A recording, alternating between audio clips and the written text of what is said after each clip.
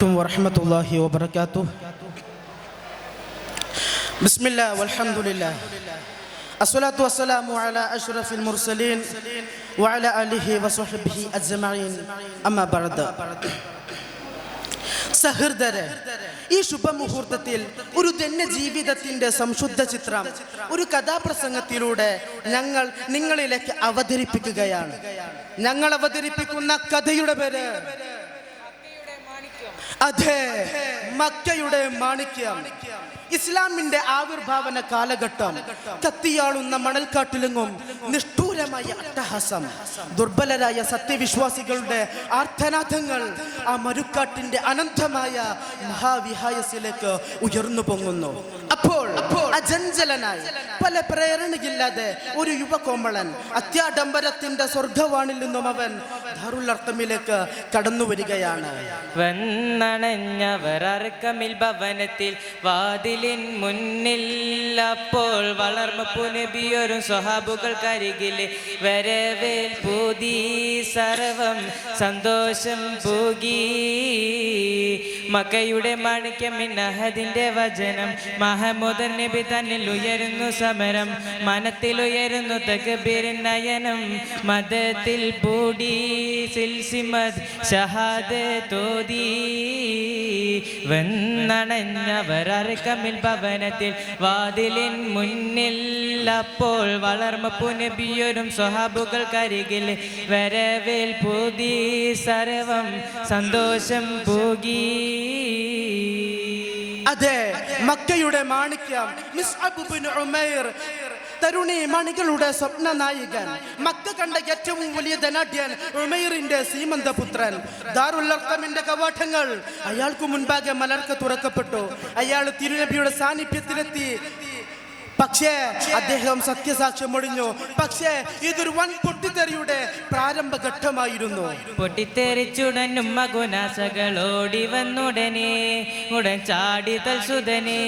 എടാ പൊട്ട നീ പെട്ട മുഹമ്മദിൻ സിഹറിൽ മാറി പോന്നിടടാ.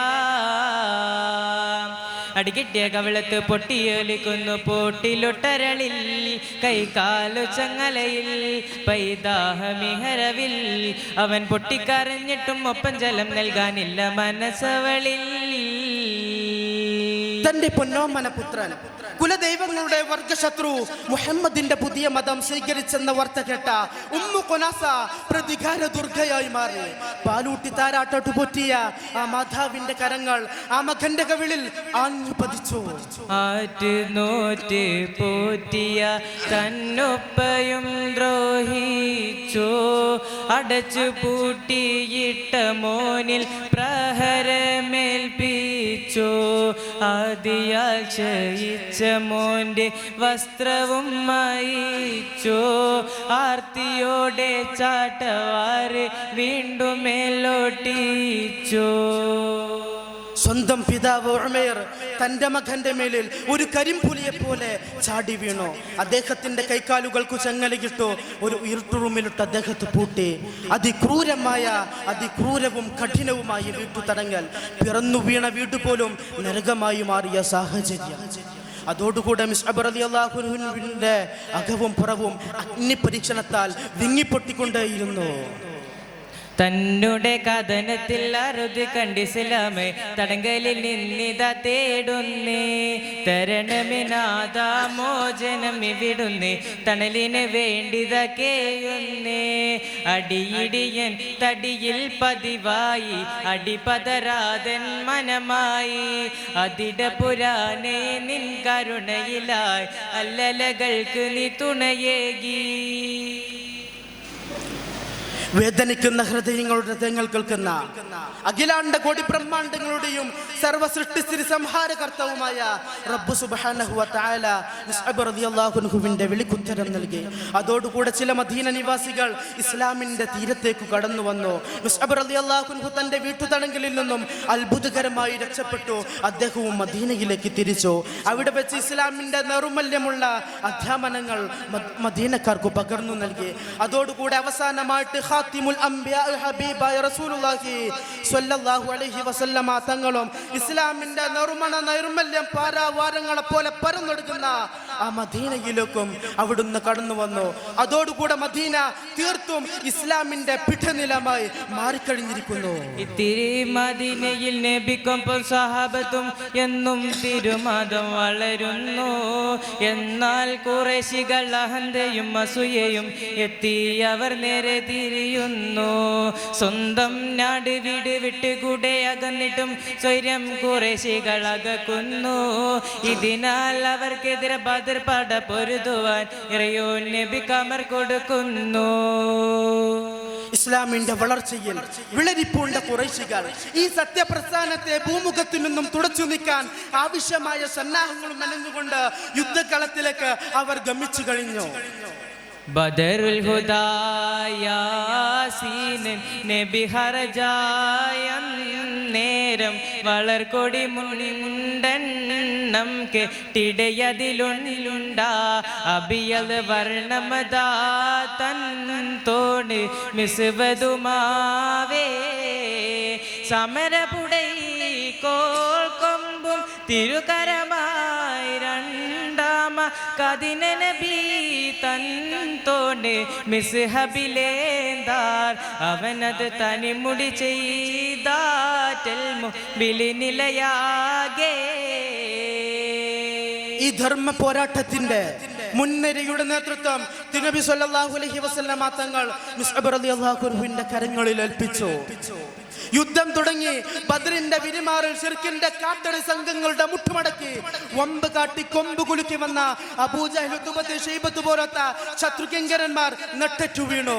എന്നാൽ പ്രതികാരദാഹികളും മോഹികളുമായ ഇസ്ലാമിന്റെ ശത്രുക്കൾ വീണ്ടും യുദ്ധസന്നാഹങ്ങളുമായി അവർ പുറപ്പെട്ടു കഴിഞ്ഞു.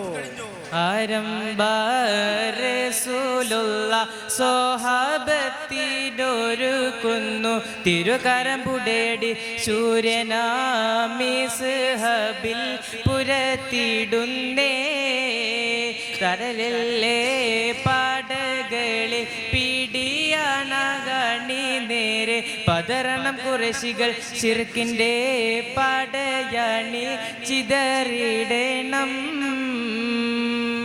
ഒരു ഭാഗത്ത് തിരുനബിയുടെ വിശ്വാരൂഢരായ സ്വഹാബത്തും മറുഭാഗത്ത് സർവസന്നാഹങ്ങളുമായി സർവയുധ വിഭൂഷികരായ കുഫ്രിയത്തിന്റെ 3000-ഓളം വരുന്ന സംഘവും.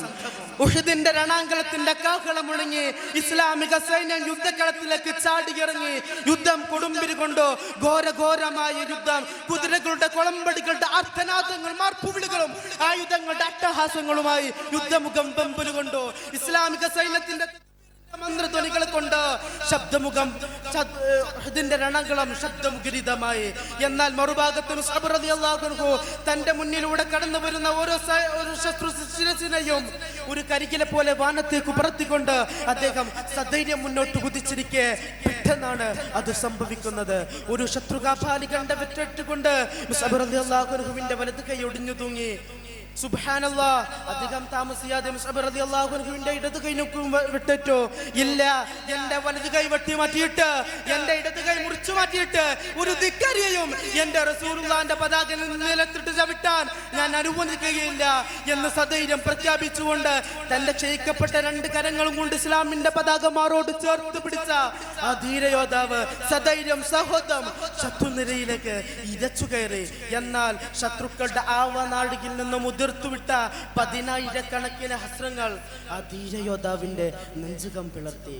വാഹനത്തിൽ നിന്ന് നിയന്ത്രണം വിട്ട മുസ്അബ് റളിയല്ലാഹു അൻഹു പെട്ടെന്ന് യുദ്ധമുഖത്തേക്ക് നിലംപറ്റി വീണു. ചീറി വരുന്നുണ്ടമ്പുകൾ കേറി മാറുപിടർത്തി വയവ കേറി ധീരൻ മിസ്ഹബ് ശോഭിത പുയയിൽ തളർന്നത് വീണൊളിവേ മാറിൽ പതാക പൊതിഞ്ഞ ഭൂമേദിയതാ ചലനം നിൽക്കുന്നേ ചലനം നിൽക്കുന്നേ. അത്യാഡംബരങ്ങളുടെ സ്വർഗവാണിലും സുഗലൂലുപതികളുടെ പറുദീസയിലും ഇസ്ലാമിനെ മറുപടി ചെറുത്തു പിടിച്ച യുദ്ധരണാങ്കളങ്ങളെ സഞ്ചായമണിയിച്ച ആ ധീര യോദ്ധാവിന്റെ സുദൃഢമായ ജീവിതം നമുക്കെല്ലാം ഒരു പാഠമാവട്ടെ എന്നുണർത്തിക്കൊണ്ട് ഞങ്ങൾ ഈ കഥാപ്രസംഗത്തിൽ നിന്ന് വിടവാങ്ങുന്നു. അസ്സലാമു അലൈക്കും വറഹ്മത്തുള്ളാഹി വബറകാതുഹു.